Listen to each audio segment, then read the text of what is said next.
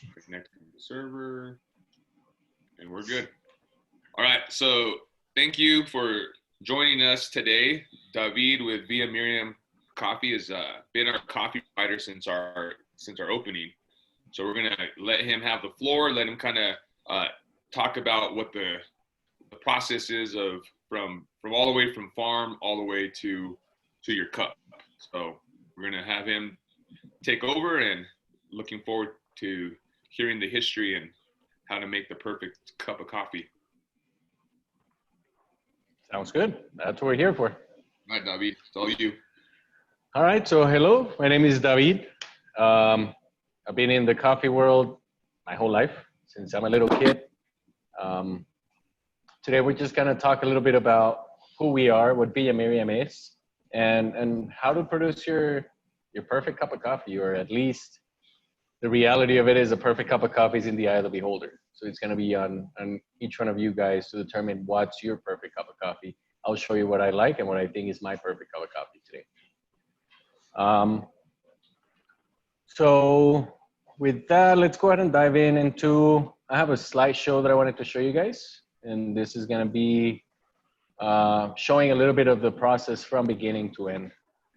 When we talk about the perfect cup of coffee, for me particularly, it's not just the black liquid that you drink, but it's how it all initiates, how it all starts, and how it all goes from seed to the ground, to growing, to being selected, to being imported, to being roasted, being brewed.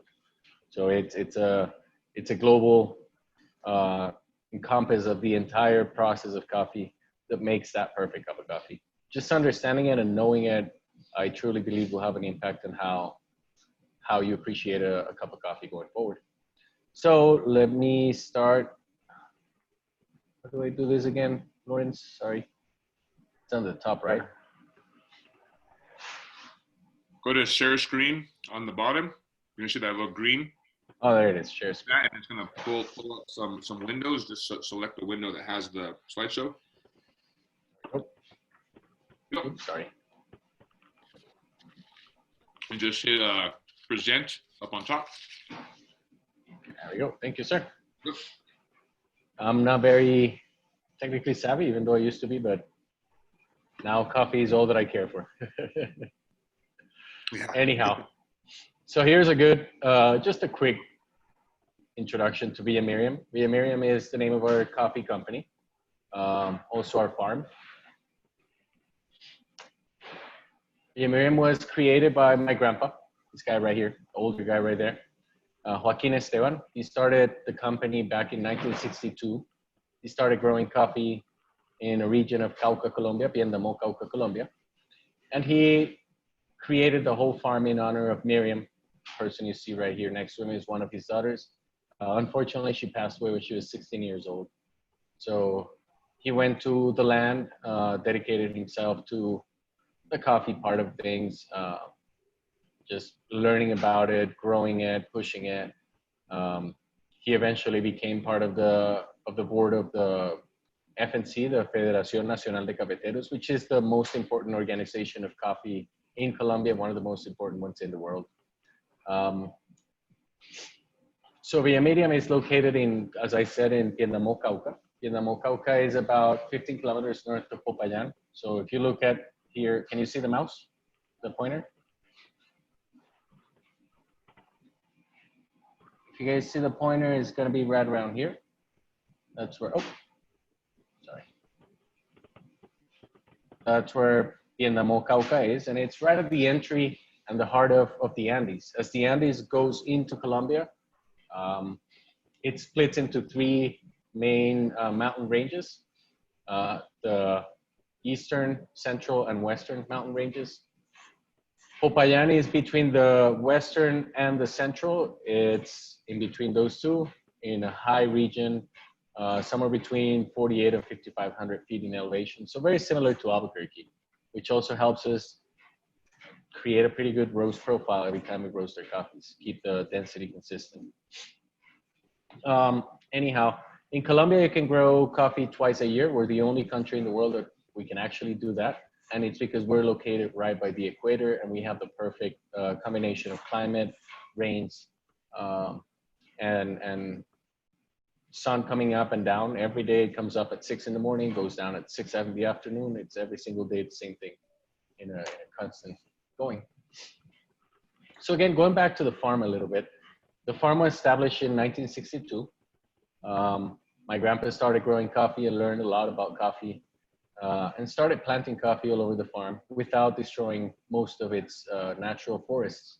You can see in this picture right here, the coffee grounds the coffee being grown on your right-hand side. Those are plants that are probably about 4 years old. On your left-hand side of the forest, those are baby plants that are within a year. Takes 7 years for a coffee plant to go from a seed, all the way to full maturity to start production. So 7 years for you to start getting your first good cups of coffee out of those trees. Then it takes 9 months from flowering, right? When we go from the flower to the, sorry, here. I wanted to show you guys the flower. So from flowering to seed, it takes about 9 months, so same as a baby. During that whole process, we have to have the perfect amount of water coming through to the farm through rains, or if we have to bring water, then we have to bring water. We have several births of water. I'm not sure what's the term in English, but where the water comes from the soil starts just birthing water. So we use a lot of those to clean, protect, and also to water when necessary. Right now, climate change has had an impact on our weather, so we have to have a little more manual impact into how the plants are growing. In 1993, about 1993, 1994, the guerrillas came, and the guerrillas are revolutionary forces of Colombia. They're an armed group that are against government, against freedom, basically. They're looking for communism. They're looking for control of the country. They took over our farm back in 1993, 94, kicking us out of there. We didn't have access to the place for almost 15 years. When we got the farm back, fortunately, we do have a groundskeeper that lives there. He stayed there the whole time and maintained the property very well. So once we got it back, I was already living here in the US. I started importing the coffee beans and roasting them here locally in Albuquerque. Our harvest season starts in late November, all the way through January, and then April through August. Those are, again, the 2 harvest seasons that we have. The one April through August is our main harvest, so produces about 70% of the entire production of the farm. And the November to December, January is usually about 30% of the farm. Now, this picture here, you can see, again, baby trees. Those are the trees go through cycles of 7. Again, as I said earlier, 7 years for them to go from a seed to a full-on tree. Then they go through 7 cycles of production. Then we cut them down at the root, and a new tree starts growing. So it takes another 7 years to go. And this cycle happens 7 times. So about 49 years in total of the plants before they're completely rooted. So now we remove roots, we remove everything from the soil, let the soil rest for years, and then go back to planting a new tree. Right now, we're finishing covering all the plants that my grandpa originally started with. Those have been already removed from the root. There's a certain area within the farm that still has some of the original plants. It's more because we love them more than anything else. The farm employs approximately about, right here. The farm employs approximately about 150 pickers during the harvest season. During non-harvest, we have 6 to 8 employees at all times running around doing different things to maintain the farm. Workers can collect about 120 kilograms of coffee per hour, and that's in a cherry format. So the way you see it right here is the raw coffee bean. This is the whole fruit. The coffee bean itself is the seed of the coffee. So this is Uncle Herman. He's the one who runs the farm over there. Here you can see this is our wet mill, and this is all of our cascara, or all of the leftover fruit left over from the coffee. And all of that fruit is then used for composting. So we use it back into the fields to keep everything as organic as natural as possible. Right here we can see some more parts of the fermentation tanks. Again, part of the silo, the mill. This is my mom. And then these are drying silos. Drying silos are mechanical. So it's 3 different layers of drying, right? So as pickers pick the beans, they go into the mill process, which is the one to your left, the picture to your left with the blue equipment. That removes all the fruit. Then from the fruit goes into the tanks, which is the picture to your right. You can see down here. Those tanks are full of water. Coffee beans go there with some of their fruit, and that creates fermentation. Then after fermentation, they go into the drying process. Here's where we do all the drying. After drying, then we take them to a separate facility where we do all of our separation of quality of beans, right? So these coffees go through extensive selection of quality. And once they go into a separate company where we do the final selection, we have the coffee go through countless number of, we have 7 different density layers to determine the perfect bean every time. So as we're running through each one of these cycles, we're removing anything that is imperfect, that is not good quality. This right here is a air bed. So it just uses air and shaking to separate density of beans. This is the most advanced piece of equipment, which is an optical analyzer. And as such, it looks at every single coffee bean. So every single coffee bean goes through it, as long as it actually meets a window of colors that we give it. So we say it only can be within this level of green to this level of green. If it meets those criteria, then it goes through. Otherwise, it goes out to garbage. And it happens 17 different times. So it goes through 17 different analyzers. Every single bean goes through it. Then after that, we go into packaging. And then finally shipping. We do quality control at the farm or at the origin level in Colombia. Then after final inspection, then we just do approval and send it to the US.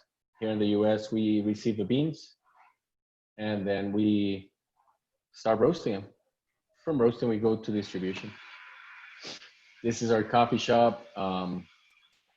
We are located here in Albuquerque, in downtown Albuquerque, 573 Commercial.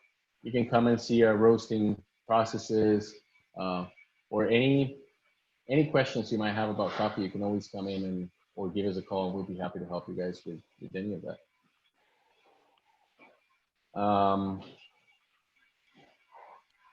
Yeah, it's a quick talk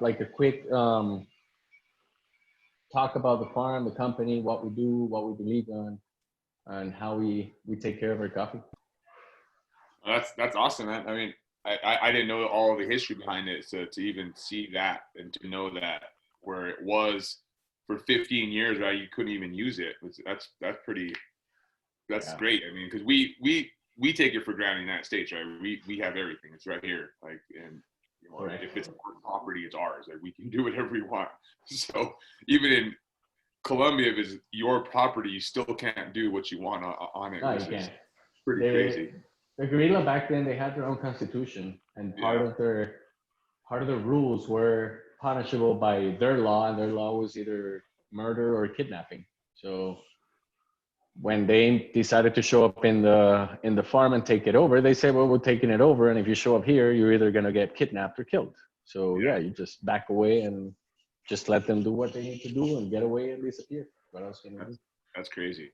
Well, thanks for that. I mean, that's great to hear the history. I mean, like I said, I'm all about coffee. Like I love it. I like going over there to your shop and watching you roast and hearing you explain the process, but hearing even just like to evaluate the quality of the bean and the greenness and using those optical. I mean, it's, I had a dream in my mind, like, oh, someday I'll own a little coffee farm, but even seeing that, it was like, wow, Yeah. there's a lot to it to go for. But no, I mean, that's great. If you can show us some stuff there at the shop and kind of show what you've done, with your roasters. And I do see you have your classic one in the back to your left, and then you have the new modern one on the right there. Yeah, so let me get this thing out of here really quick. So we do have that guy right there. That's my, that's a Haas guarantee. It's a Turkish coffee roaster.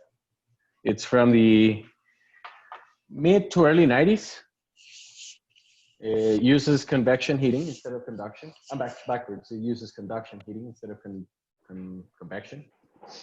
And then we have this guy right here. Let's see if I can get it better. That guy behind us. Yeah, you can see them both better.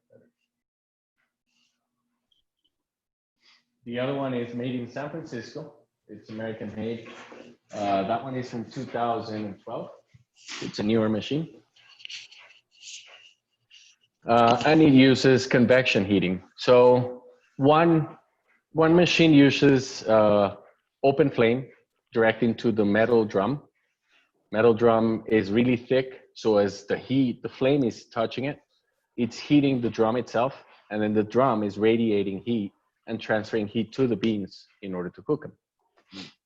On this guy right here behind me, the American machine, it uses more convection. So it uses a very, very strong fan to move massive amounts of air. We're talking about 3,000 cubic feet of air per minute going through the beans at really hot temperatures. So 500-degree air going through the beans. So it's cooking the beans as well, but it's not using radiant heating. So the drum itself is really thin. So everything within the roaster is very consistent in temperature. Okay. So by doing that, it also allows me to bring profiles specific to a roaster that allows to, so the Turkish machine, for example, because it uses radiant heating, it allows me to bring a bigger and better body. The American made machine, the one right behind me, because it uses convection heating, it allows me to bring a much cleaner cup of coffee. So it will not have the same quality of body. So it will not be as rich and as robust in the body standpoint, but the cleanliness of flavor and the how clean the cup tastes is unbelievable. So by using both roasters, it allows me to really identify each coffee uniquely and then bring the best out of each profile of roasting and then blending those to put again out a cup of coffee that to me is as perfect as it can get. Nice. That's good. So yeah, so it starts again. To me, it starts in the farm. When we have a seed or a tree that's flowering, by the time that coffee is here in Albuquerque, you're already at 14 months. So from flower to being in Albuquerque, 14 months before it actually goes into roasting. Once I roast it, then depending on the quality of the bean, depending on the density of the bean, depending on very many different variables, then we determine how long the coffee sits out for degassing so that the sugars can settle. All the chemistry that is happening within the bean at the moment of roasting and then settling happens, and it creates very unique flavor profiles. What we're trying to do during the roasting process is transform volatiles into aromatic compounds and flavor compounds. So during that whole entire process of roasting, I am changing structurally the coffee as well as a lot of the elements within. But until the gases, because it's an organic compound, things start settling down, and as they settle down, CO2 starts being released from the coffee. During that whole process, there's transformation happening of molecules. And during that transformation is where you're creating flavors, where you're creating aromas, everything that you can see in coffee that's unique and beautiful. So So yeah, that's that part of it. Yeah. Now So we can then dig into the extraction part of it. So we can go into, we're gonna do an extraction. I'm gonna have to, can I cut off for a minute to switch to another device? Oh yeah, sure. Just go ahead and stay. Yeah, you can go onto your. Are you going to use your phone? Yep. So yeah. So I'll stay here for now. Cool. Yeah, And you use the same login for your phone. It'll do the same exact thing. same thing.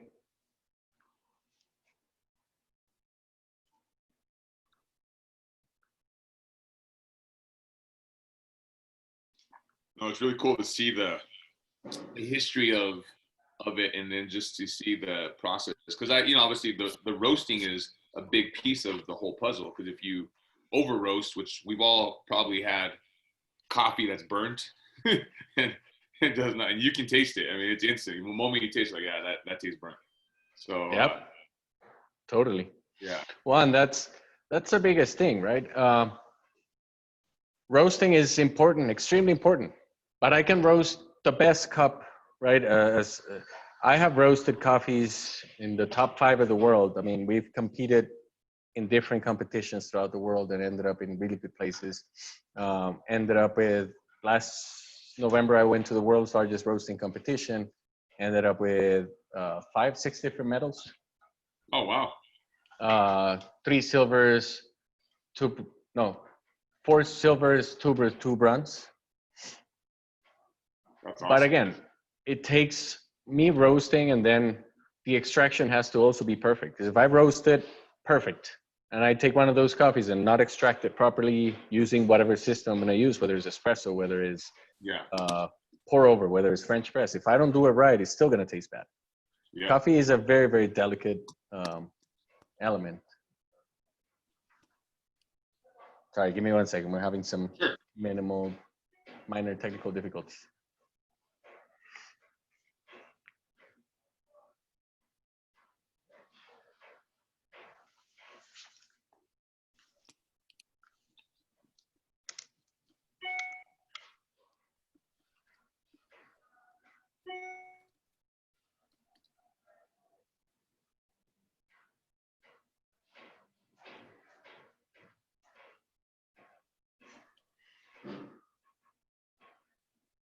Okay.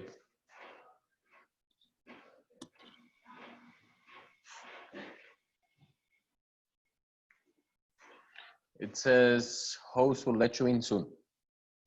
Oh, sorry. It's all good. There you go.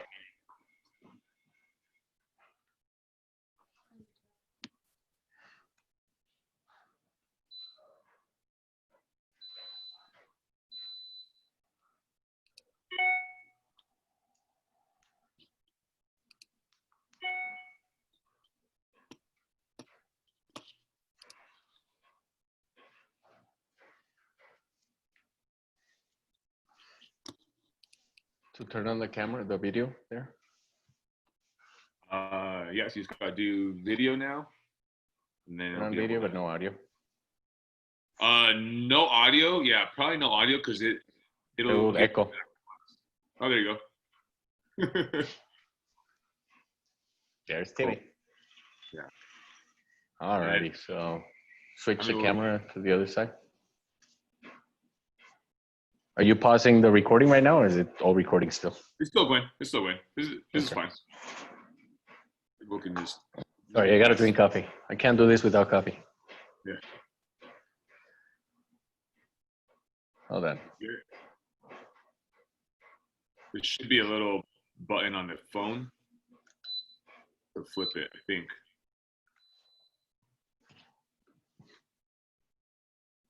Right? I don't know. I don't know if you can flip Zoom. Do you know, Craig, if you can flip the camera on your phone with Zoom? I've only used it on the laptop. I've never used it on the phone, yeah.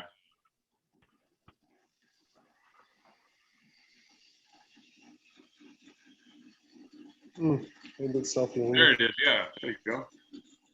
Oh no, that's your. Hold on. There you go. There Perfect. There it is. Cool. I'm gonna do what I'll do. I'm gonna mute you on the computer, so then the sound can take over on your phone. All right. Okay, sounds good, man. Yep. You're good.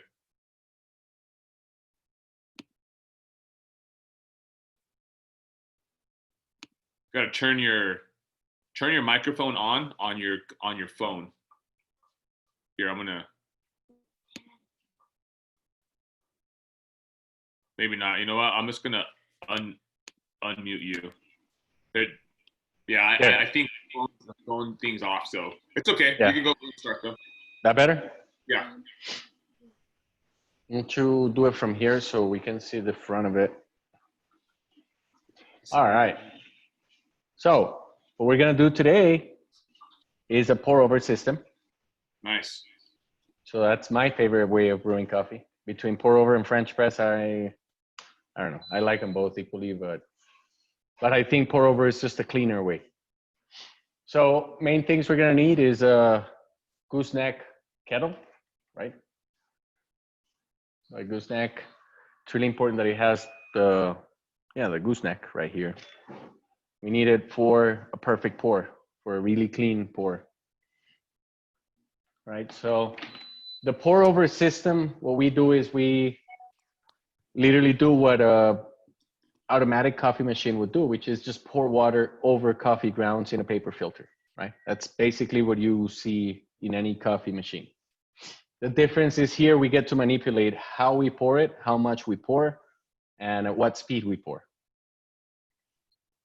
So I already have my coffee pre-ground. For a pour over, it is very important the coffee to be ground at the proper size particle. The way I could describe it the best would be kind of like sugar particles, but you got to think of fine sugar, not powdered, but fine, or somewhere between sugar and salt. So it's a medium fine grind. Okay, so the way we're going to determine how much coffee we're going to use is also based on how much you want to drink, right? So we're going to do in this particular case, I'm only going to do a cup of coffee. So I will use 20 grams of coffee. The way to calculate it, the easiest way is 1 part coffee, anywhere between 16 and 20 parts water. You can go 15. The SCA, so SCA is Specialty Coffee Associations, which is the organization that sets the guidelines for a lot of these things. Their standards are 15 to 20. So 1 part coffee, 15 to 20 parts water, right? So in this case, I'm going to be using 20 grams of coffee and 330 grams of water. So that's 16 times the water. So we'll start. I'm gonna get off the camera for a second so I can stand up and work on this area right here. Yeah. But we're gonna start with water has to be hot. Hold on, sorry. What's the ideal temperature? It's gonna depend on your coffee. Okay. So your fruity coffees, more of Ethiopian natural processed coffees, you want to be somewhere around 192, 194. Your more rounded coffees, so coffees like a Brazil, like a Colombia, you're going to be about 194, 196, even 198, depending on what you want to extract, right? Different temperatures extract different elements within coffee.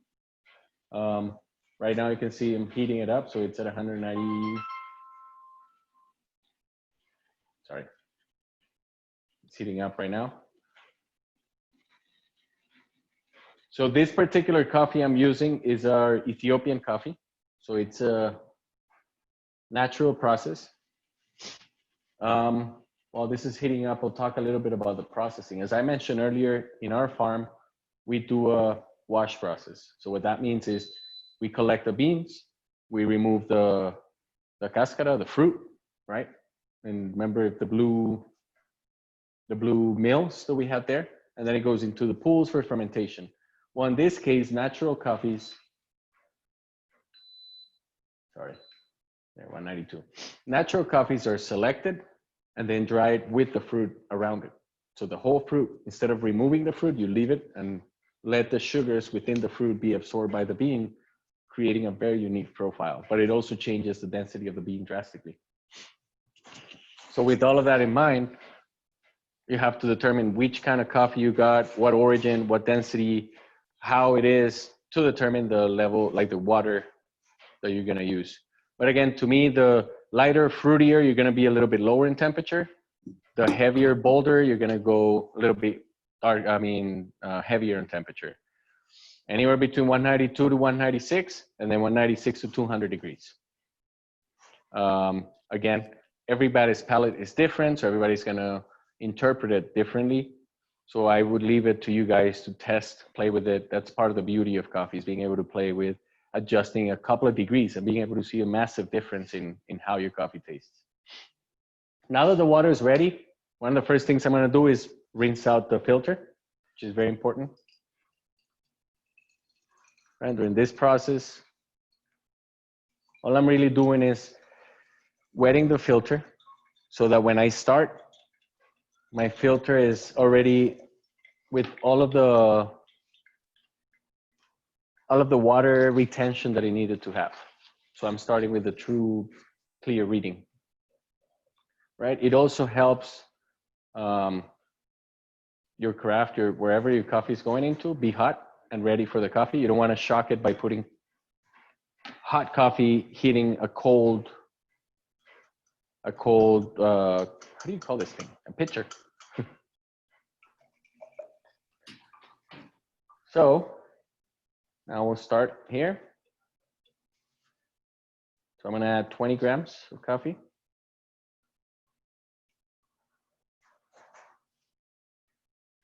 Oops.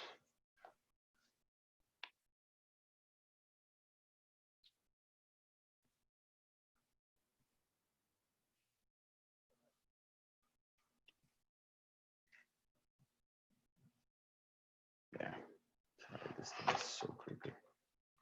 So again, it's very important for everything to be leveled, so the water doesn't channel through a specific side and over extracts one side versus the other. So that even includes here. So I'm shaking the filter, making sure it's completely leveled. Now we'll tear the scale again, start at 0. And we're gonna start what's known as a bloom. So a bloom is where I'm gonna introduce water into the coffee. Not a significant amount, but just a little bit of water to let the coffee grounds start expanding. So on that, usually we're gonna add about 50 grams of water for that. Make sure all the grounds are covered. Then start the timer.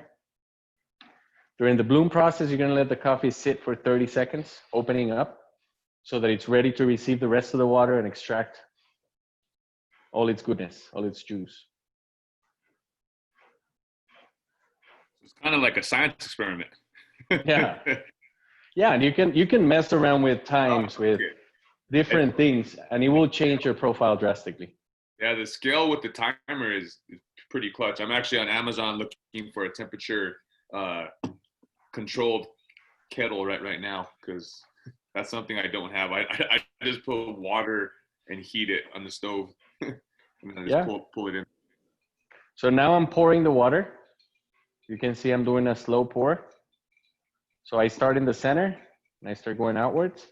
My goal here is to create agitation and turbulence underneath the foam layer, so the coffee is all moving and extracting underneath it. You see it?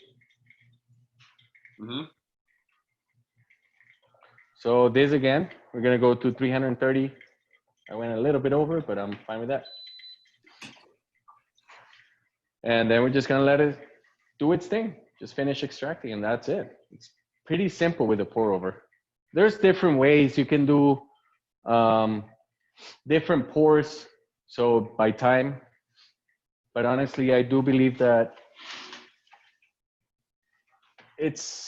you can make it simple like that, like I just did, and still get an amazing cup of coffee. So you can see also the timer. As long as we're above 2 minutes, then we're good. Depending on, again, on the type of coffee, whether it's fruitier or whether it's darker, bolder. The fruitier, you want to be in the shorter time, so 2:30, 2 minutes 15, 2 minutes 30. In the darkers, you're going to be more closer to the 3 minutes, 3:30, somewhere up there. Again, it's going to change how everything extracts. So this is a fruity, very fruity coffee from Ethiopia.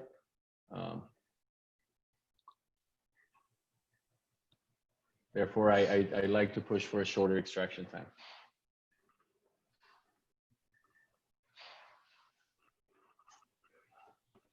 So you can see also here, as long as you have the coffee grounds throughout the whole thing, right? It looks even. Coffee grounds are staying in the wall. You have done a proper job. If the coffee grounds, they all go to the bottom and it's scattered throughout the filters, then you might want to retry brewing that cup of coffee. Make sense? Yep.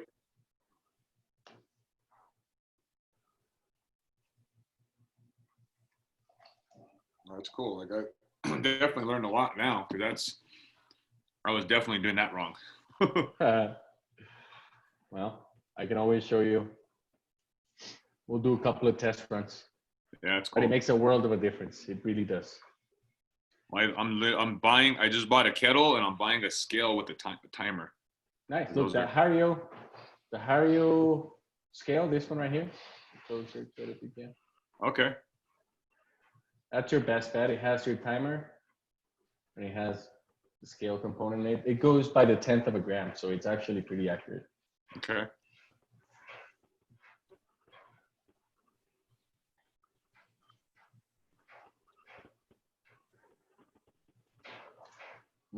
And there's a cup of coffee.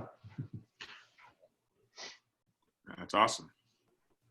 I'm sure it tastes great. So I'm gonna have to say I'm gonna get this stuff ordered up. And since I bought those new beans from you yesterday, I'm definitely gonna check them out. I got the Colombian Tabi, right? Tabi. Yep, that's the one. Yeah, that coffee. It's a. What are you calling headco again? Graft, right? They're plants that are grafted together over and over and over and over until they created the perfect profile. Once they did that, then it's a matter of reproducing the plant over and over and over and recreating that profile by the plant itself. That process took 70 years before it got approved as a unique variety. Because Tabi is not just the name, it's the name that was given to the variety of beans. That's awesome. And Tabi actually means happiness in Guambiano, which is the language of the native tribes of that region of Colombia. Okay. That's great. Yeah, let me give you guys a quick tour of the roastery. Cool. So, yeah, it's good. I'm gonna have to. Yeah, you can go ahead. I'm gonna leave you on. Go ahead and give the tour. I gotta get on the telephone call real fast, but cool. Yeah. Go ahead and go. And when you're all ready, Craig can help out and just Can you see the recording thing on the bottom, Craig? You can just hit stop. I see. Do you have access to that? Or is it just I don't think I have access to the recording. I just see that it is recording. Okay, cool. Well, if you want, let's just leave it like this. We can do that other part later on. We'll do another one later on. Yeah, sorry about that. This is good enough. No worries, man. That's good for me. Thank you. No, that was awesome. I'm going to stop the recording right now. Cool. Thank you, man.